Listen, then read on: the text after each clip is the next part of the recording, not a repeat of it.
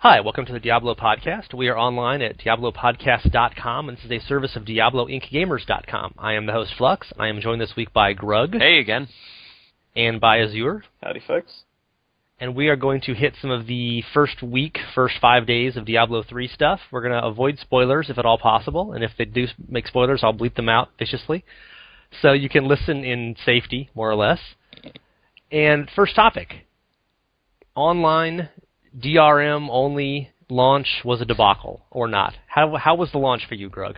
The launch, I think I had a fairly typical experience as the other Diablo 3 players in America. I stayed up until 3 a.m. waiting to get on. I had to wait 10 minutes or so for the initial server flood to get going. And then I played for... Actually, no, I didn't get to play at all. I just got error 37 over and over and over. So I wait around for 2 hours, I read the forums, I keep trying... And then by the time 5:30 a.m. rolls around, I just said, it's not really worth staying up this late. So I took a nap, and the next day I could play again for 1 hour. And then error 3003 started happening, and I'm like, okay, I'm going to get some lunch. And I went back, and I kept playing, but of course it was stuttery. I think I got disconnected at one point. A bunch of achievements got reset later on. It was a debacle. Okay. And how about you, Azzure? You're in Australia, but you were also on the Americas server. Yeah, I was lucky because it was 5 o'clock when the game came out, PM. So it was just the day nowhere near sort of finished. I was able to get on within about 15 minutes. I actually had a pretty pleasant experience for the first day. Maybe because it was really late, so there wasn't that many people on in the US. But I had a pretty good experience up until about I think the second day when we had a big influx of players being on at the same time, and it started to get quite laggy. But look, overall, the first few days weren't too bad. Friday was probably the worst. Friday and Saturday, probably the worst. But apart from that, I was one of the lucky ones who, I guess, didn't have that many problems. And I was lucky in that I started on the European server at 4 p.m. American time because I was playing on a friend's account in the UK. And the European server actually worked really well. Apparently the first hour of it was inaccessible, but I wasn't ready yet anyway because we did that live show, and I was wrapping it up and getting XSplit and other things set up to stream our playthrough. And then Ellie and I got on. Once she was finally able to log on, we played from, 5 until about midnight when the U.S. servers went up, and all you guys enjoyed your error 37s. So it seems like the U.S. launch was actually the worst, ironically. We had said maybe it'll be better because they can figure out everything on the Asian server and then on the European server, and they'll have all the bugs ironed out. And as you guys just testified, not so much. No, I mean, it might be because, the greatest percentage of fans were in the Americas, and perhaps they underestimated the amount of load they'd be getting. But really, I'm not an IT guy, so I will defer to Azzure.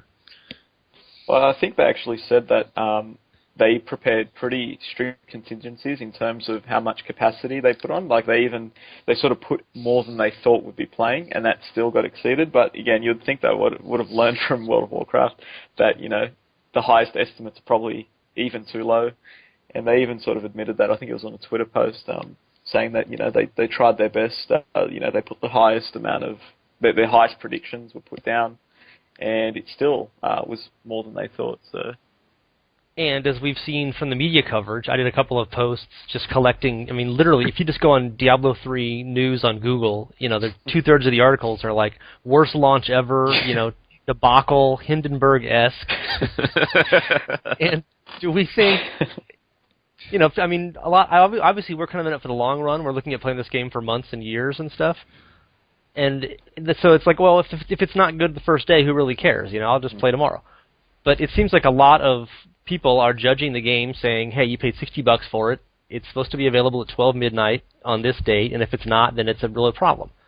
And what do you think, Azzure? You work in the industry. Is that an expectation that's reasonable? No, I think it's a really unreasonable position. Especially, I'm quite disappointed with a lot of the news sites that are posting this stuff because, firstly, it wasn't a disastrous launch. It was a rocky launch, but it was certainly not a disaster. I mean, the servers were up more than 50% of the time, like by a lot. I think it was more like 80% of the time. And it was reasonably playable for long periods of time. Now, with that said, of course, there were problems. It's one of the most anticipated games, ever. There's, Blizzard can't exactly purchase servers just for the launch and have them there the entire time. It's just not feasible. You can't just get the maximum amount of servers just for that first few days, because that's upping the costs, the running costs and things like that. So, I think Blizzard's hands are tied in terms of what they could have done about that. No matter what, I think it would have been a rocky launch. I don't think it should have been labelled as such, especially from a lot of the mainstream media. I mean, like you said, the headlines were just, disastrous and all that sort of stuff, and it just wasn't, and it was really unfair. World of Warcraft, I think the initial or one of the first expansions was far worse. I mean, we had one that had 48 hours of downtime from launch till it was back up and steady. We've had problems with World of Warcraft where they actually stopped selling copies of the game because they couldn't take on the extra server load, and they didn't want more players coming in yet until they purchased more. So I think the media, I guess, were trying to catch hits there by putting in such, wide language, I guess. It seemed like a lot of media people, and especially fans, like the ones posting user reviews on Metacritic, all the zeros and negative fives and stuff, are people who had a bone to pick quite often about the online-only requirement. Mm-hmm. And like you said, people don't complain that much about World of Warcraft or another MMO because it's online, it's busy, and people are like, well, it's shit happens. Sorry, we wish it worked, but sometimes it doesn't. Mm.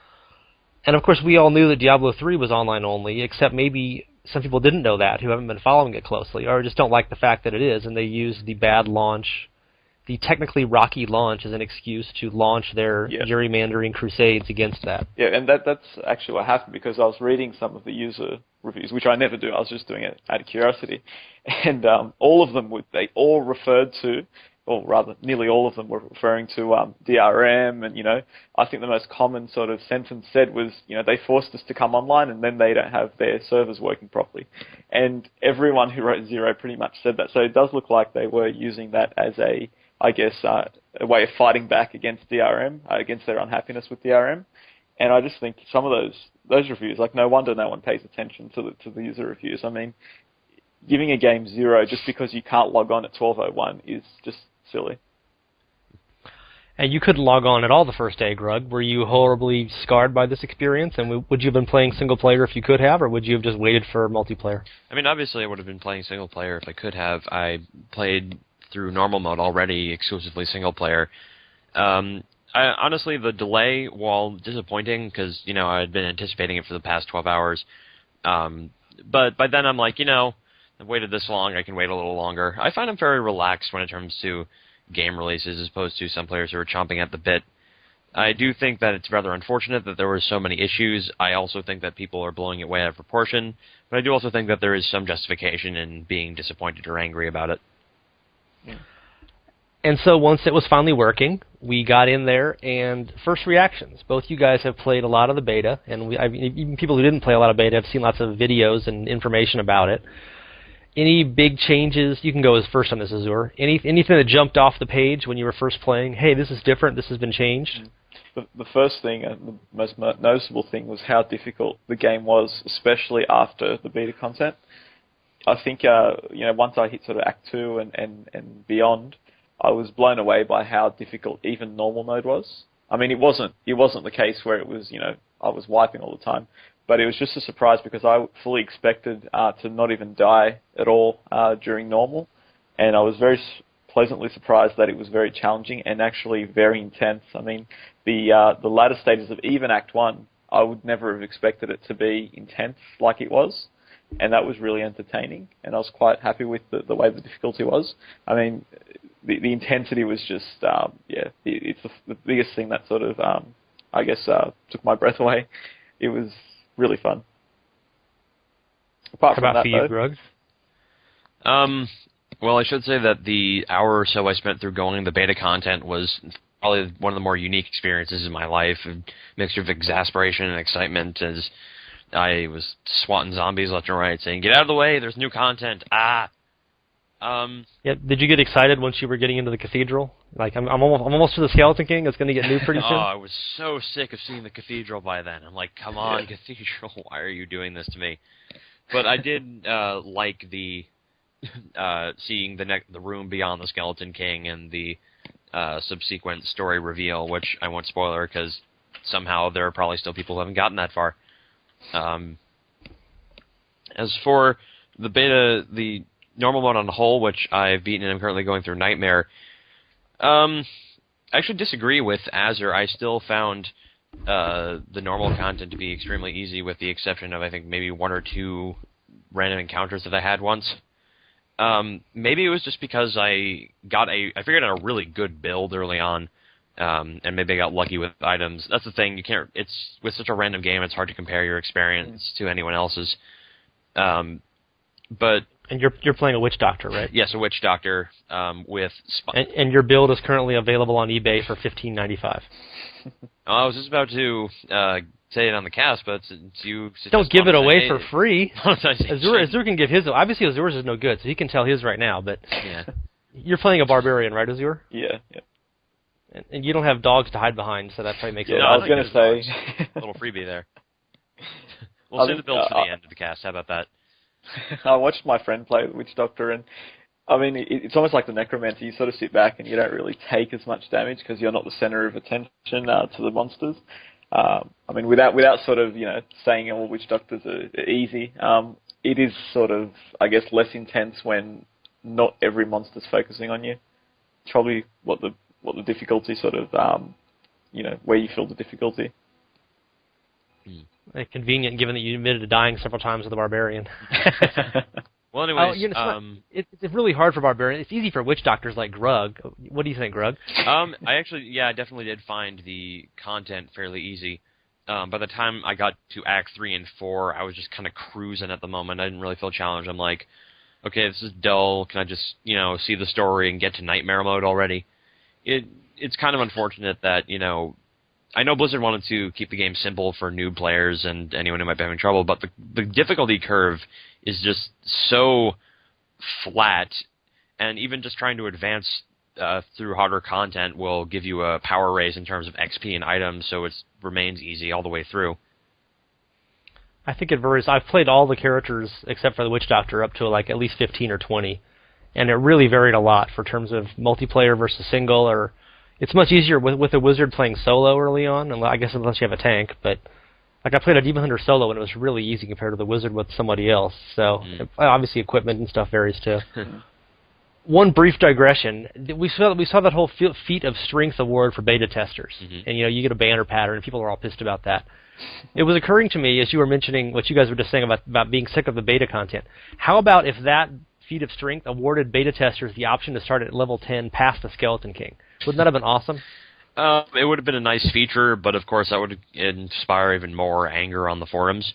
I actually saw a nice suggestion on the forums, which would be, once you've beaten normal mode, you can start characters on Nightmare mode, which would have, naturally you'd be at level 30 and you'd have to gear up to that and figure out all these bazillion skills you have, but just normal content, the normal content is just so dull, and really any excuse Blizzard can get to not make players repeat the content so much is a plus. Ironic, given all of the complaints about free specs and not having to re-roll, and now we're like, hey, we should have started on Nightmare. Everybody made 4,000 Diablo 2 characters. Well, remember in Diablo 2, if you were having an easy time, you moved so fast that you could easily just kind of breeze past stuff. Like, you don't like the cold plain, move on to the stony field. But unfortunately, that's not the case in Diablo 3 because the game is so linear and restrictive. Unless you're playing a team in Inferno, in which case you run past everything. We'll get to that topic in a minute. One other thing about first reactions, I was wondering, you guys were... So obviously we finally got lots of new skill runes once you get up past level 13. And were you guys experimenting with a lot of stuff, or did you kind of pick a build and stick with it? How about you first, Azzure? I initially was experimenting, but I did find that probably about after I got all my actual skills, so up to about level 30, I stopped experimenting as much, and I sort of just stuck with familiar skills. And again, from levels 1 to 30, I was experimenting a lot, but once I had a sort of build that I've been playing with for a long time, it was quite hard to get away from that. I just naturally felt like I wanted all these skills that I currently had, and I didn't want to change just for the sake of experimenting. And it's almost, I've actually still got skills, and I'm in hell right now, and I've still got skills that I will not part with, such as Furious Charge. No matter what things I change around, I like it so much that I just will never change it. And I was quite surprised by that. I thought I'd be experimenting a lot more than I actually did. Were you following a build, or did you make it up as you went? I mean, had you planned it out in advance? No, not at all. I just there's no point in planning it, because no matter how many things you read, there's no substitute for actually using it in game. So there's absolutely no planning. Same question to you, Grug. Did you experiment a lot, or did you stick with a build? Well, it all happened around level 11 when I got Dire Bats. And, sorry, Flux, I don't think I can market it, or else we'll have no topic for this section of the cast. But once I got Dire Bat, I'm like, let's see. It is a long-range attack, pierces, can kill guys in one hit. I like this. I'm going to keep it. So I've pretty much based my entire build around Dire Bat, and it's very mana-heavy, but Dire Bats combined with Soul Harvest means I can basically just wreck anything gets in the way. But so when you got to Nightmare and you started getting all the fire immunes, was that a problem? Oh wait, wrong game. Fire immunes. And, yeah, funny how that works in Diablo 3. Yeah, it wasn't so bad. I have I have some other skills as well. I mean, Dire Bats and Spine Dart are my main two attacks. Spine Dart, which gets me the mana back, which is really useful. And the others, part of the reason I picked the Witch Doctor was for the reason is that I try to pick skills that complement each other and can all be doing damage at the same time. So to that case, I also got Haunt and Grasp of the Dead. Grasp of the Dead is surprisingly useful, even though it's got a cooldown on it. Just extra slow rune on it, and it just locks down an entire group of guys. I run up, Soul Harvest, Grasp of the Dead, and while they're all clamoring at me, just Firebat, Firebat, Firebat. I also got Horrify in there as the token get-out-of-jail-free card. But ultimately, I'm very happy with my build, and I have not changed it in a long time. Do you think you'll go back at some point? I mean, I've just played a whole bunch last night and got my Demon Hunter. It's only like 34 or so. She's still small. But I was noticing the same thing. I'm like, there are all these new skills coming in, Rain of Arrows and stuff. I'm like, I've never tried any of these. And I'm like, I can't try them now. I have a build and it's working, and if I change up, I'll start getting massacred. Wait, 34 or 24? 34. You're at 34 and you haven't beat normal yet? I'm right at the end of Act 3. I think I'm 32, actually. Well, good luck in Act 4. It's going to be a breeze for you. Yeah, Act 3's been pretty easy, too, actually. But I mean, I was thinking I want to go back at some point, go back to Act 2 or something, and just try every different skill in Rune just for the hell of it, where it's not scary and dangerous. I'm not going to die doing it. I'm really curious about all the stuff I'm missing. I thought I would be experimenting much more as I built up, and I could really see getting locked into what you're doing once you're in Nightmare, because you get a system that works, like you guys just said, and it's like, okay, I'm used to these skills. I know where my hotkeys are. I've got instant reflexes. I know what's good for which kind of packs. Mm-hmm. I can't just throw in some other skill now, because then I'm like, okay, if I change my AoE up, then this one doesn't work the same. Yeah, I tried that recently, just a few hours ago when I was playing earlier. I tried I really want to try out Locust Swarm. And the unfortunate fact is, by then I had gotten into one of the zones in Act 1 where there was a rare and a champion pack in this long, narrow hallway at the very entrance, and I had to keep zoning in and out, like taking pot shots, and like, forget it, I'm sticking with Grasp of Hands. Grasp of the Dead. So do you think you will, if you're going to change a character up, do you think you would just go back to a much earlier stage and put in 6 totally new skills and just say, let's see how this works? I mean, it's possible. Or do you feel like you've just lucked into the one best system now, almost accidentally? Yeah, it's an unfortunate part of the difficulty because the curve is so low. If you have something good, you're never really encouraged to sort of switch it up. And a lot of people have been asking Blizzard for a build saver, so you could sort of switch much faster, and I think that would encourage people to experiment more because they don't have to go through all the effort of reassigning all their skills and going through the cooldowns and such. But I think maybe sometime around Act 3 when I'm feeling saucy, I might switch it up a little bit. Are you going to go back and replay earlier content with a Barb Azzure and try different builds? I'm probably not going to go to earlier content. I'll probably just try the new builds, wherever I am at that stage. And again, with new builds, I mean, in my head, there's 2 sort of ways you can experiment. There's just to sort of play with what you've got and change, passives around and change, maybe one ability. But then, like you said, if you switch one of your core skills, then it requires you to remodel your entire build. And I haven't sort of been doing that at all. I've sort of just been sticking to what I know best. And again, I don't think it's like you said before, it's not that you lucked out on, finding the best build. It's more that you're now used to this, and every single person has got their own build who also are in that thing, and that might be totally different. So I don't think it's got anything to do with the fact that the skill choice was the best choice. It's more about that's what you sort of started with, and that's what you stuck with. And I think that's happening with a lot of players. I think the experimentation isn't as high as, or not yet anyway, maybe in Inferno, but the experimentation level at the moment hasn't come into effect. I think people will do that eventually, though. Yeah, I'd like to comment on that. A large part of that is due to the skill system that Blizzard has in place, where they're the ones who pick what you get at specific levels. So if a player, would prefer to get poison toads instead of corpse spiders, it doesn't matter. Players aren't really as free to explore in various different directions. They have to take what Blizzard gets them, or gives them. Isn't that just how every RPG works, though? No, not at all.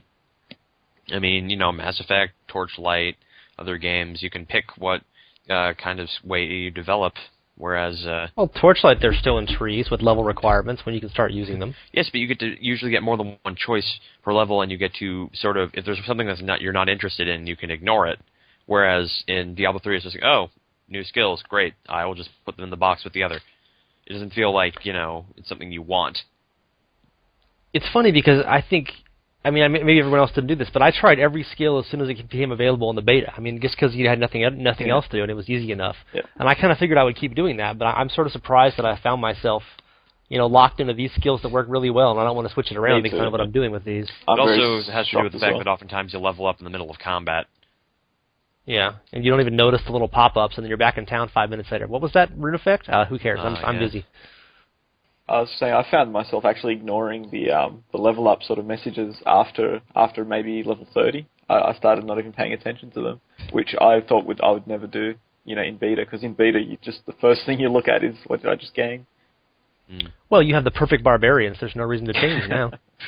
Exactly. It kind of reminds me of people who marry their high school sweetheart, and it's like, it's my soulmate. It's like, that's the only person you ever dated in your life. It's not your soulmate. You've got no benchmark to try. No, you have no comparative value for this statement. But yes, luckily I found the perfect Demon Hunter build my first try, so I don't ever need to change again. Oh, excellent. Speaking of trying different things and randomization, you guys were complaining a little before we started recording about the randomization of levels.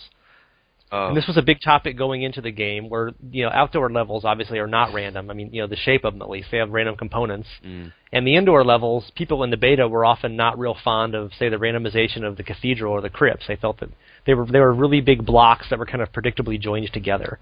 Have you guys felt the same way? You can go first on this one, Grug. You were jumping out of the gate on this earlier. Do you feel that continues and acts, post-beta content?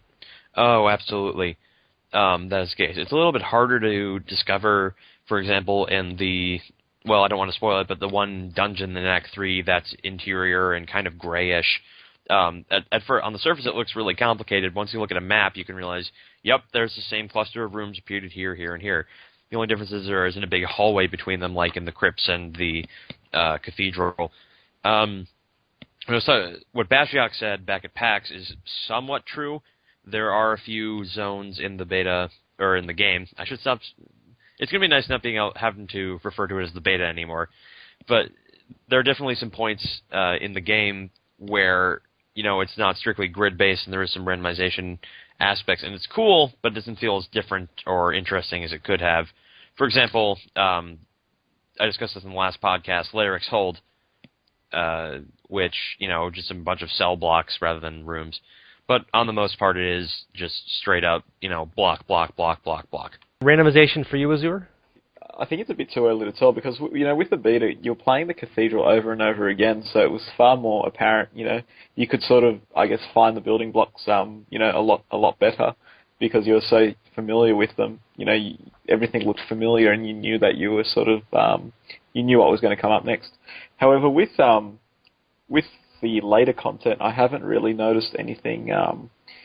Again, I've only ran. I'm at hell, so I've only ran through each one 3 times. I haven't really noticed that. I haven't really noticed a big difference, but at the same time, I haven't. They've also still felt fresh. So the randomization's certainly there. I just don't know yet. It's the type of thing that I'll have to run over and over again. Once Inferno comes along, where I actually notice if it's not that random or if it is random. But at this stage, I don't know. It's too early to tell for me.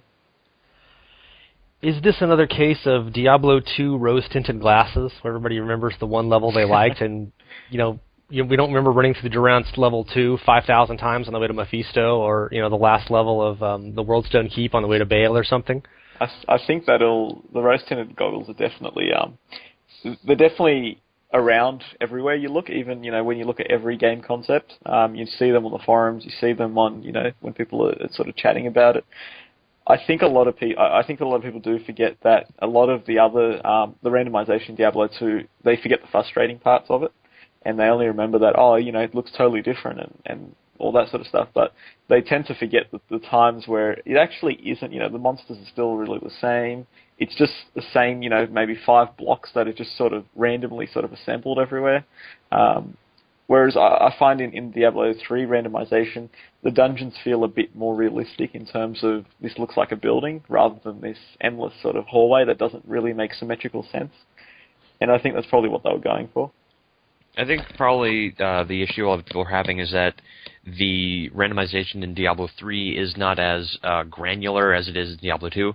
Like in Diablo 2, the pieces that it could build dungeon out of were much smaller, so you could have, rooms with bends in them, T-shaped rooms, doorways, that kind of thing.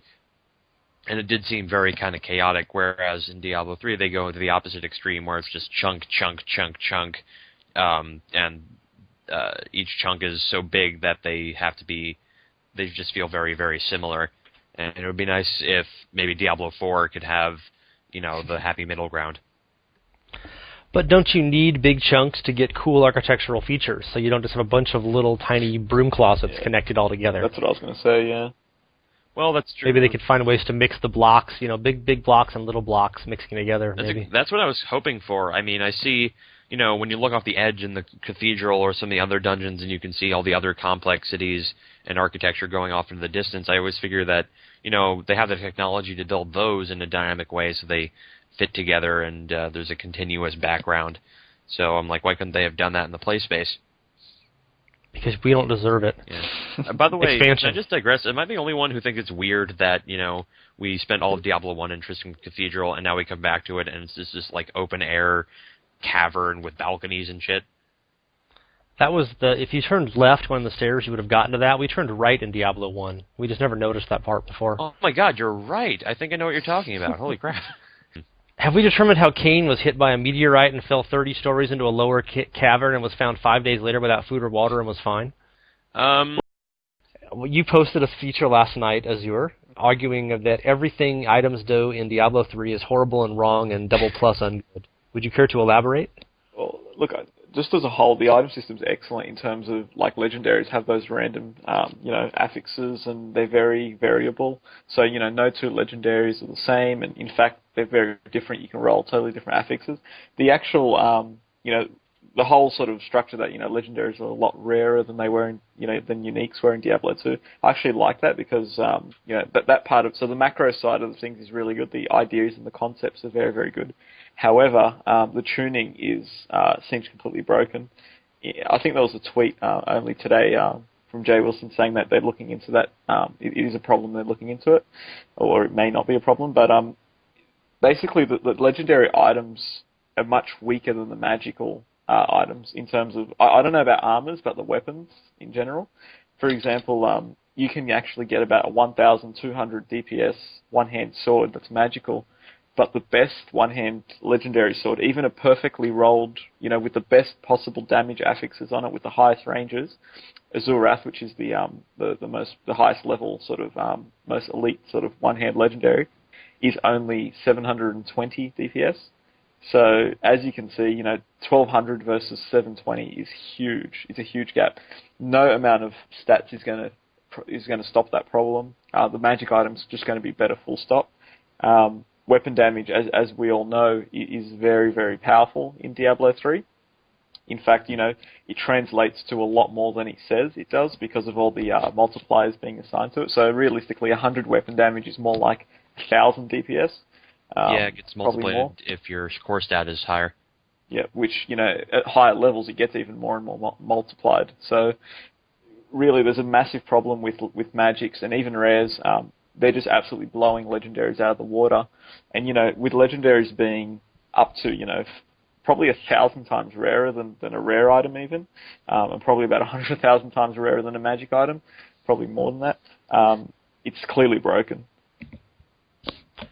And that's really the problem is exacerbated by the factor of like Diablo II, wherein if you don't get the weapon damage on a weapon, you can't make it up with rings and other stuff. Yep. Like you can get a little bit of plus damage on equipment, but it's never going to make up for 500 DPS on a sword. That's right. The bonuses with damage are too big to be competitive against other affixes that might come along. Because that was one of the counterpoints that people were commenting on my article saying, oh, but the legendary Azzure has, it's got stamina, it's got vitality, it's got strength, blah blah blah. But yeah, it's got plus 30 intelligence. Yeah, which mathematically, no matter what, it's irrelevant because all you need to do then is equip the one-hand magical item and then stack, the other stats on your other arm. I mean, you've got 11 different item slots that you can use. So you're far better off getting the highest DPS weapon possible and then making up for the loss of, the 20 vitality you lose from Azzure and putting it on another piece or just gemming it into something else. So there's clearly a huge problem with the magicals versus the legendaries. And I mean, even if, they say rares are supposed to be competitive with legendaries. In fact, they say a perfectly rolled rare is supposed to be better than a legendary, which is about right. However, when magical items that are very, very common are much better than any legendary in the game, that's really a problem. And I mean, it's not hard to get these magical items. It only takes one affix, which is the plus elemental damage affix, and just getting a pretty good roll on it, and it beats any legendary out there. It's a huge problem. You're playing a witch doctor, Grug. Have you been specializing in weapons and equipment a great deal? That's one of the other problems people have mentioned is that everybody wants plus DPS now because the spell damage comes from items.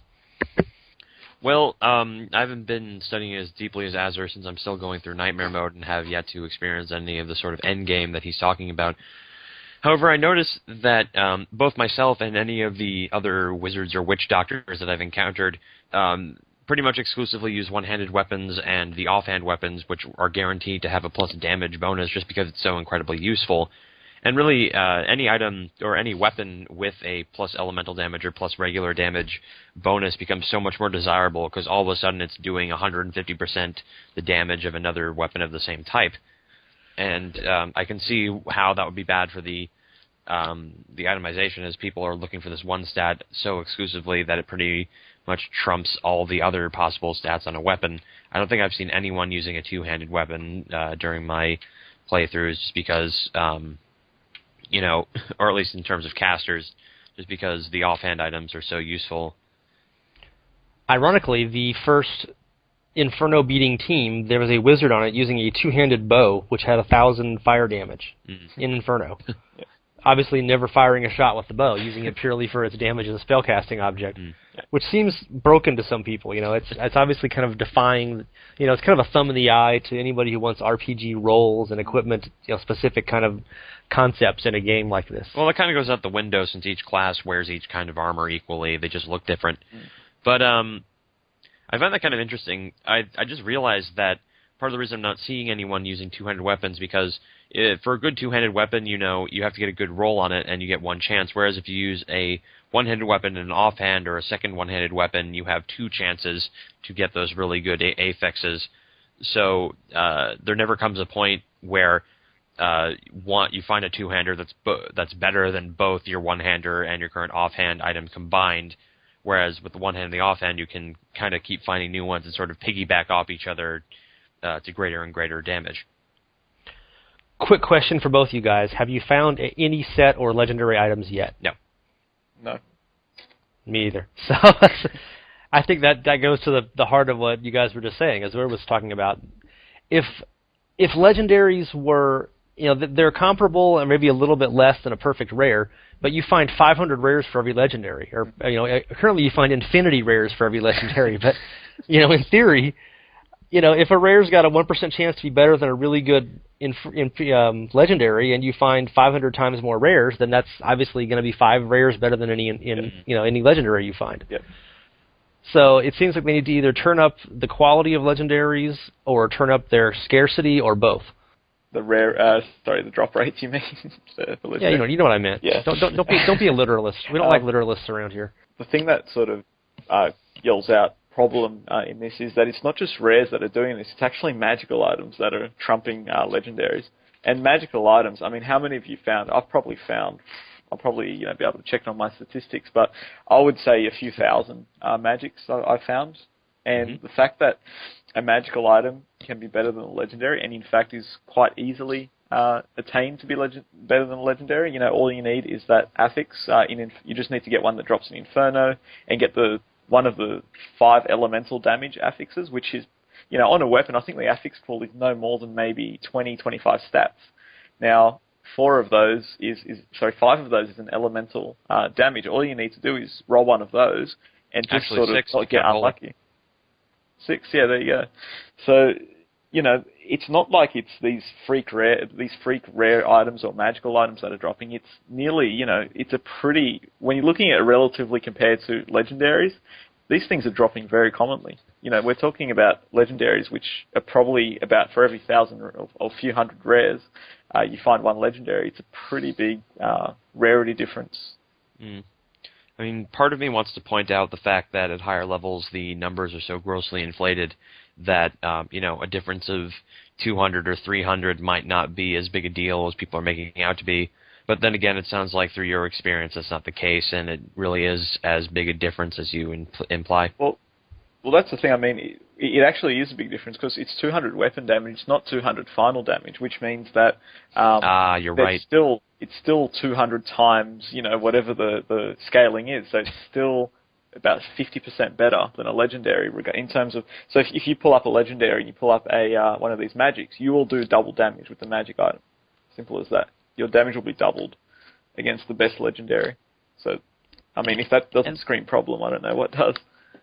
And Bashiak and Jay Wilson have both been responding on tweets about this kind of thing, you know, basically hinting at we're wildly overestimating the importance of DPS, and other stats are very important too.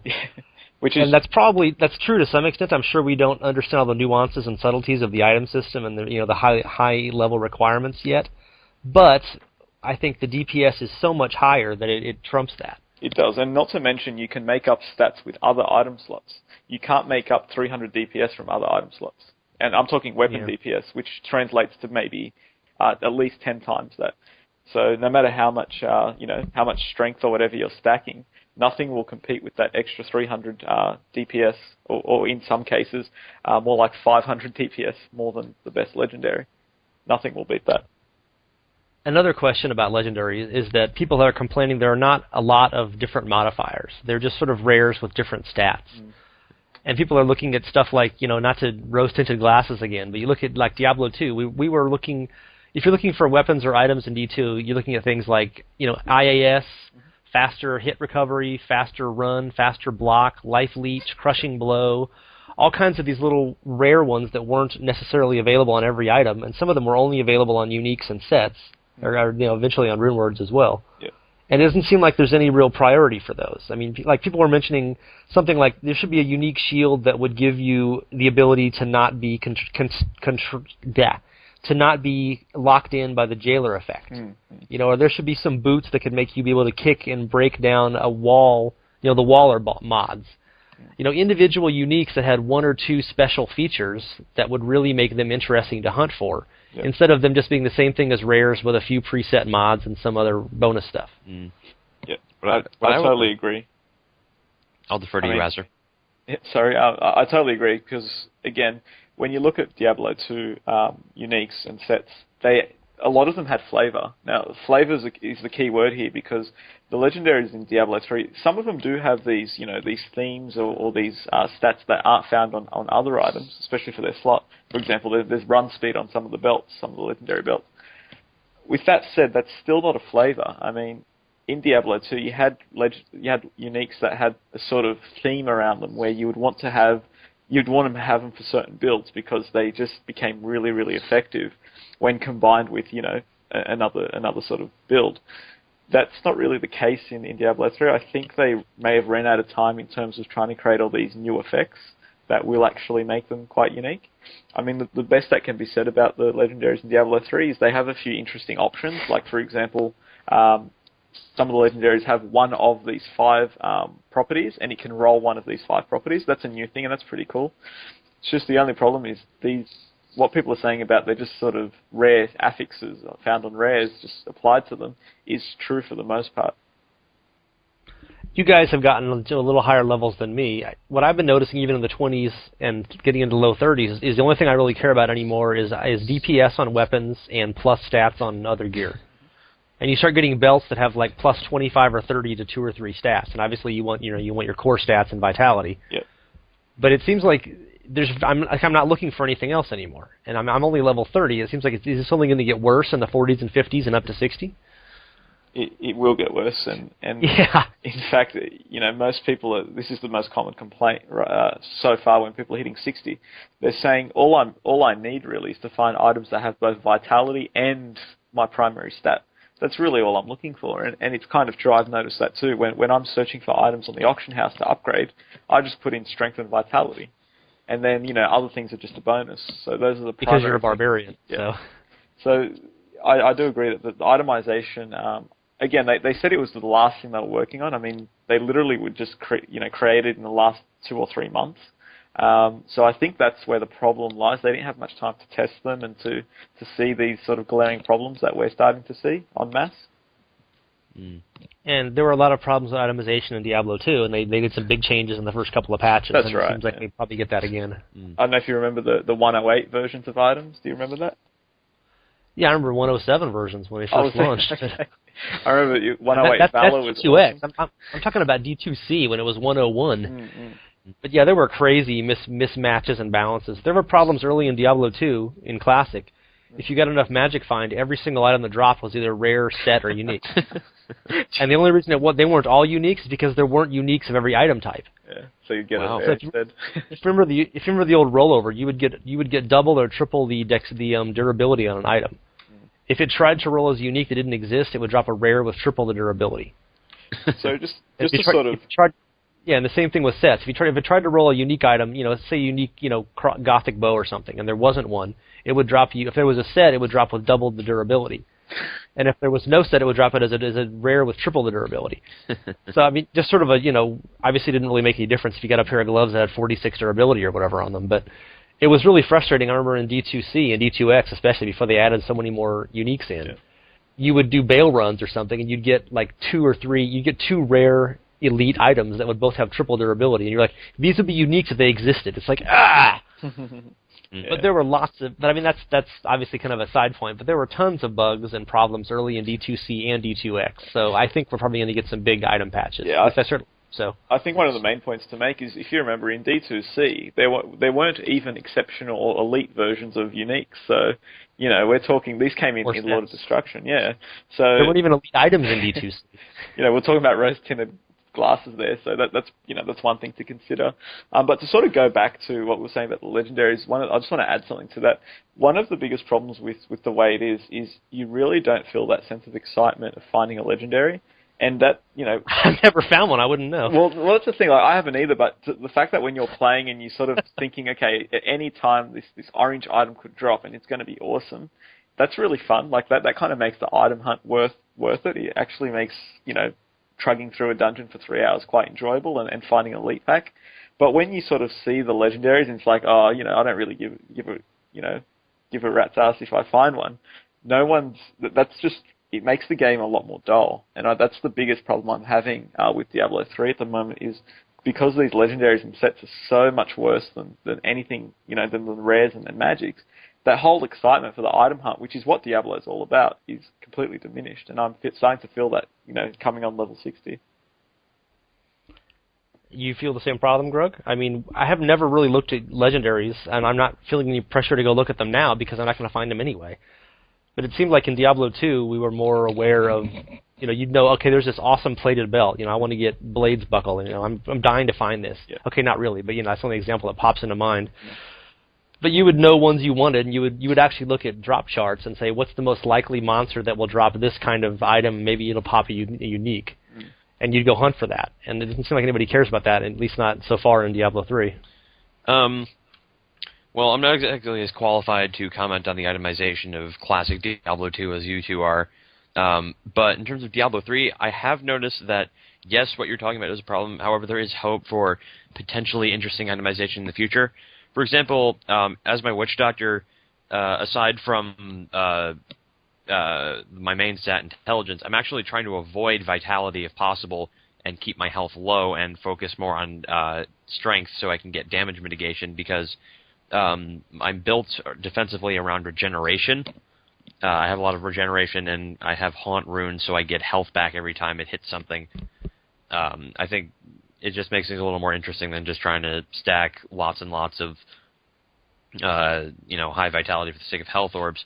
But again, I'm starting to realize hell. yeah. Then again, I'm starting to realize that health orbs are so much more powerful than just straight up regeneration from skills or items, that I probably will have to conform. Yeah. Have you seen the invulnerable wizard build? No, tell me about it. The goal is to keep very low vitality and high regeneration, because one of her energy shield rune effects, I think there's actually 2 skills involved, and I don't have it off the top of my head, obviously, but you get any hit that does over 30% of your max life causes some big reduction of hit damage. So the goal is to have much lower maximum life, therefore every hit you take at high levels gets vastly reduced in damage, and there's some other effect that causes healing from something related to that. So essentially, the less life you have, you just stay full. Your life basically turns into another arcane power. It regenerates and refills almost instantly all times. That sounds pretty cool, actually. It's a fun way to sort of mess around with mechanics and get some kind of advantage out of it. Yeah, Jay Wilson actually tweeted on that and said, "Is it an exploit or a cool build?" Yeah, they haven't decided yet. What do you say? That was his statement. What he said, like, yeah. I think I'd say cool build. He kind of was thinking aloud, saying, is this an exploit or is this creative, use of mechanics? And he hasn't decided yet. Okay, I mangled the description. I'm now looking at it. Force armor rune in energy armor. When energy armor is active, incoming attacks that would deal more than 35% of your max life are reduced to deal 35% of your maximum life instead. So if an attack would deal more than 35%, it deals only 35%. And if you have very little life, that means no attack ever deals more than a third of your hit points. And if you have really fast regen, as long as you have enough regen to refill the 35% between attacks, you will essentially never die. I wonder So there you go. Where the math sort of meets, where it's more beneficial to have it or not to have it. People were doing that in Inferno, so that was okay. Apparently it was working out enough for that. Speaking of Inferno, that was our final topic, which we've eventually gotten around to here. As we know, Inferno has already been beaten in less than 4 full days. It was like 44 hours or something was the first team, and that includes realm downtimes, etc. So pretty quick. What did you say, Azzure, for your prediction? I said within the month. However, I did say you were wrong, including exploits, and this was a pretty clear exploit. Tit. What did you say, Grug? I haven't seen the fight. I'm glad that they did it, and who knows how the devs will react, but otherwise it should be interesting. I mean, on the predictions podcast, what did you say? I don't remember, maybe a week? Yeah, I said 5 days, so I was 1 day off, so that's why I keep bringing this up. But anyway, so obviously we were not horribly surprised. They didn't do any game-breaking exploits, but it was basically stun and run, Yeah. They hit them with a CC, run to the stairs. Yeah, they skipped all the packs. They only killed the bosses, basically. Yeah. And they did a lot of what people are calling chain rezzing, where one person would die, and then 2 other people would occupy the boss while someone went over and resurrected the dead person. So as long as no more than 3 of them died at once, they could pretty much survive any boss pack just by spacing it out in this huge levels kind of thing. Yeah. And Blizzard has tweeted and said, we're going to make some changes to how resurrection works, so you can't do it so quickly and so easily in the middle of a fight, that kind of thing. I think it's actually a bug. There's a bug where if you take damage, certain types of damage, it doesn't interrupt the resurrection, and they actually, Blizzard called it a bug, not a change. So they want to fix that bug, not change it. Yeah, so resurrecting should work like casting a town portal, in that if you get hit, it interrupts the 5 seconds delay period. Right. Yep. Then you get then you get people stacking dodge. Yeah, people are wondering if you can do that with a skill like Inner Sanctuary or something that makes you immune or absorbs all damage for a few seconds. Can you cast that while you're doing resurrection and protect yourself? Good question. Yeah. Personally, I hope you could, because that sounds like a decent way to use the skills in a smart manner. Doesn't it seem like even if they had that in there, though, people would just have spaced themselves out more? I mean, maybe it would take longer, but if you have 4 wizards and you all just stand, because the boss levels are really quite large. I mean, most of them. Skeleton King is pretty small, but these other, the act bosses are huge, except for maybe Act 2, which is hell. But, you would just have 2 of you on the left and 2 of you on the right, and whichever one got killed, everyone else would run over to the other side to lead the boss over, then somebody would teleport over and resurrect. Yeah. I mean, I guess that would help, unless the boss had some huge AoE stuff going in every direction. Yep. But you guys don't sound like you were too horribly surprised, or... do you think this is a testimony to Diablo 3 not being difficult enough, or are you worried that Inferno is not going to be challenging now or anything? Absolutely not. What they did was not how the game will be played by 99.99999% of the player base. In fact, I think that someone who legitimately clears Inferno up to Act 4, I think that's going to take a month at least, without doing these things where you're playing with all these people who are rezzing you and all that sort of stuff. If for someone to go from Act 1 Inferno to Act 4 Inferno by themselves without by actually killing monsters rather than bypassing them, that's when I'll say that there's a problem. If they did that in a week, I'd say there's a problem, but that's not what happened at all. In fact, I've got a lot of friends who are in Inferno right now, and they're still in Act 1, and they've been on Act 1 for the last 2 or 3 days. It really is difficult, and I think anyone who's been in Inferno will definitely not say to you it's too easy. I don't think you'll find anyone who'll say that. What do you think about it, Grug? Personally, we kind of expected this kind of thing with any game, especially one as prominent as Diablo 3. There are going to be people who try to break it as fast as possible, and exactly. No amount of developer planning can, cover all contingencies. And it's nice that we have people sort of stretching the game to its limit and looking for all the exploits, because it means the developers can either fix it or adjust it so it becomes a game feature.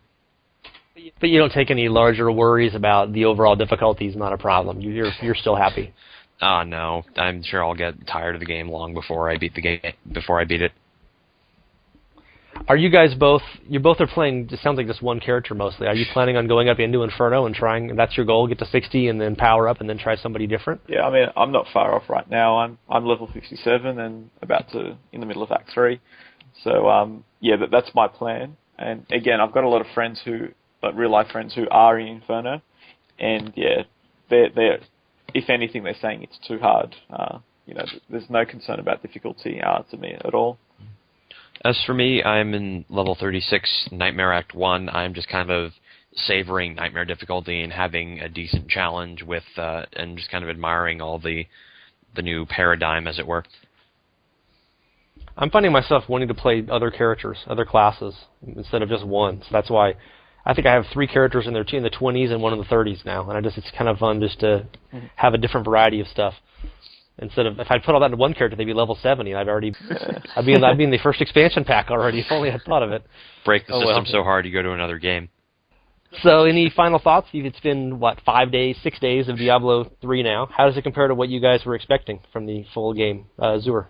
I like it. Apart from the itemization problems that I outlined, I think the game is tuned extremely well. I think Blizzard did an excellent job in terms of balancing the difficulties. Again, I haven't ran into any of those sort of packs where I just could not beat no matter what, which you experience in a lot of games. Which it couldn't have been easy for them to do because there's so many variables. I felt like I've been challenged through Hell, especially challenged adequately without limiting me to not be able to progress. So I think the tuning that was done was excellent. And apart from that, look, the itemization thing's the only problem going forward from now. And they've said that they're actually looking into it right now because it's a pretty big problem. So hopefully when they fix that, I'll be very, very happy with the game in general. Grug. As for me, I'm sort of seeing it as a different perspective from Azzure. He's focusing more on the end game and the itemization. Looking on a more of a progression and experience. I'm not as satisfied as I thought I would be. I mean, I could fill a whole podcast with the reasons, but mainly the fact that the progression arc is kind of poor. You stop gaining new fun things to do after level 30. Once you get your last passive skill, and the fact that they're relying so much on you repeating content that's not as random as they claim it to be. I'm actually happier with it than I thought I would be. Yeah, me too. I had a lot of worries about it. All the things we talked about so many times in the beta, that it was, kind of linear and kind of slow, and there was not enough difficulty. And there's much, much more variety in level design than I was thinking. I mean, even getting Act 2, and there's just so many areas we've never seen pictures of. Yeah. So inside of some of those caves, and it's all like weather sculpted rock surfaces and stuff. And I was just doing Act 3, and you get outside into the open. We've seen pictures of like out on the tundra a few times on some of those skill videos. Yep. But there's some ice caves that just look awesome. Yeah. And there's these little miniature kind of barrack levels out in the open that are very small and sort of compact. I enjoyed those. And you go through this huge bridge area, and there's all these little side rooms that are just tiny little kind of bonus areas. I like the little nooks and crannies. Yeah, those are pretty nice. I'm enjoying the level design a lot more than I thought I would. Yeah. And maybe if I play it all through 20 times, I'll start to notice that it's not random, and I'll be annoyed by it. But the first time through, they're really fun. Were you guys surprised at the length of the acts? Like I found it's bigger and longer than I thought it would be. Me too, Yes, that's what she said. To me, it feels a lot of the acts feel kind of padded, and of course, Act 4 is unbelievably short. But well, it carries over the consistency of Diablo 2, I suppose, or maybe it's just me and my epic awesome build that plows through everything, and I am left wanting. So what you've been playing? You have your level 57 barbarian, who's conveniently enough the perfect barbarian build. You didn't know how to change anything. What are you using, and how is it working for you? I've been using Seismic Slam. Like I said earlier in the podcast, there's been 2 skills that I haven't really changed at all during the entire length of my playing. One of those was Seismic Slam, which I've had on my right click for the entire time. It's never been substituted. In the beta, it would have been substituted at least a dozen times or so. But it's stuck there. It's runed with the higher damage and higher knockback rune, which is called Shattered Ground. And the other skill that I haven't dropped at all has been Furious Charge, which has been one of my favorite skills. It's runed with a really cool rune that reduces the cooldown by 2 seconds for every target you charge into. And obviously that the cooldown's 10 seconds, so if you charge into anything with more than 5 targets, you get another one to cast immediately after. And you sort of do this sort of bull rush type thing where you're just sort of charging from side to side, and it just completely decimates entire packs. Very, very happy with that skill. I also use it as an escape ability, especially in Hell, when these big giant monsters sort of try and encircle you, which Jay Wilson was right in saying that it's pretty much the only time you can die as a Malika. It's the most dangerous thing when you get sort of trapped and swarmed. So that's really handy for that. Apart from that, look, the rest of my skills are really just buffing those 2 things, such as I've got a defensive Warcry, which increases my life regeneration and gives me some more armor. And just the ground stomp, which stuns everyone. So I've just been using those as my emergency buttons. In fact, I went from having just 1 emergency button to 3 emergency buttons, because that's how hard Inferno gets. And my final skill is Revenge, which is also defensive. I've got a rune that knocks everything back that encircles you, and that saved my life plenty of times. What's your Witch Doctor rune, Grug? Okay, so like I said, my sort of main damage dealer is Firebats with the Dire Bat rune. As soon as I got it at level 11, it was just so incredibly useful, I couldn't imagine using anything else at this point. My primary has changed more than anything else. Currently I'm on Poison Dart, which is with Spine Dart. Use it to get back mana and attack from a safe distance when Firebat is made mana. Fuck, I can't talk. Anyways, for defensive skills, I have Horrify with Stalker. I like being able to just make them all go away and then reposition myself. I don't use that very often unless I get surrounded, but it's a very useful skill. The main combo, as it were, is I have Soul Harvest, which gets me mana back.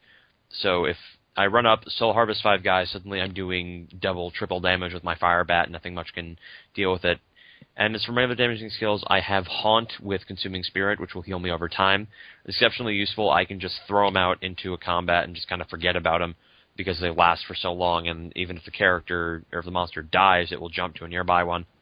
Haunt, by the way, is probably my favorite Witch Doctor skill. I noticed it back in 2009. I just like the concept.